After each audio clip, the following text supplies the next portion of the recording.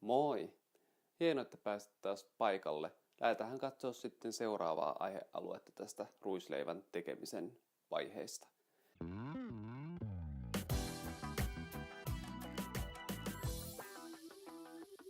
Joo, edellisessä jaksossa käsittelin hämmennintä ja nyt olisi sitten seuraavana leipäkorso tai leipätiinu, riippuen siitä, että missä päin Suomea asuu.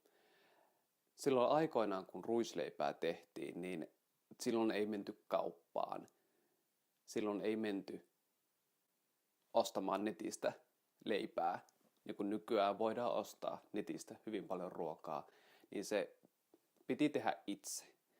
Ja tässä vaiheessa, kun ruvetaan ruisleivän tekemistä valmistaa, silloin kun ruisleipää tehtiin, niin se tehtiin kotona ja ruisleipä tehtiin itse valmistamista viljasta. Tähän saaviin jäi tietty määrä aina sitä ruisleivän juurta, 2 milliä, tosi vähän, mutta se kaavittiin pois. Mutta jos sitä jäi enemmän kuin 2 milliä, niin oli vaarat, että se homehtui sitten se ruisleivän juuri sinne saavin reunoille, jos sitä oli liian paksulti. Joten oli hyvin tärkeää, että siihen jäi se pieni määrä, sillä kun tehtiin kotioloissa ruisleipää, sitä tehtiin aika usein, niin kuin Itä-Suomessa tehtiin, niin erityisen tärkeää tässä puisessa saavissa oli se, että sitä ei missään nimessä saanut pestä ja puhistaa. Sitä piti jäädä, jotta seuraavan kerran sitten päästiin tekemään taas ruisleipää. Silloin kun sitä ruisleipää valmistettiin ja sitä ruisleipää kaavittiin sitten pois sieltä astiasta, niin sitä voitiin joko ottaa käsin. Kyseinen asia varmaan menisi sillä tavalla. Voi minua parkaa. Kun ruisleipää sitten otettiin sieltä saavista pois, niin sinne jäi aina tiettyjä jämiä. Niin sitten nämä jämät sitten otettiin tällaisella kaapimella pois. Ja nämä kaapimetkin oli tehty itse. Ja paras materiaali näihin oli lapaluu, vasikan lapaluu. Eli tässä mielessä kaikki käytettiin hyödyksi. Tässä taikinatiinussa säilytettiin raskia, eli leipäjuurta.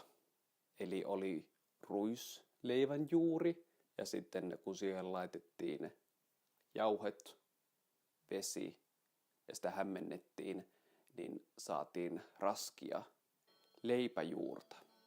Tämä raski saattoi olla hapantaikinajuuri, joten se saattoi olla tosi vahvaa, riippuen siitä, että missä Suomea asuttiin ja missä maatilalla oltiin tai siinä yhteisössä. Nykyään, kun ruisleivän valmistus on vähentynyt tosi paljon suomalaisessa yhteiskunnassa ja suomalaisilla nuorilla ja myös suomalaisilla aikuisilla ja myös ikäihmisillä, niin Suomessa on kylläkin alettu kiinnittää tähän ruisleipätaikinaan huomiota tai edes ruistaikinan juureen, että miten iäkäs se on, miten vanha suomalainen ruisleipä on. On myös olemassa tällaisia tahoja, jotka haluavat tutkia, että miten iäkkäitä ruisleivän juuret ovat. Tämä pikemminkin selvittää tällaista suomalaista ruokakulttuuria ja makueroja, makumieltymyksiä. Mutta jottei tämä video jää ihan pelkkien kuvien varaan ja kuvien näyttämiseksi, niin mä olin löytänyt tällaisen oikean taikinatiinun ja mä voisin nyt vähän näyttää, että minkälainen tuo taikinatiinu oikeasti on. Joo, tässä on nyt tämä itse oikea taikinatiinu. Tällainen se on sisältäpäin.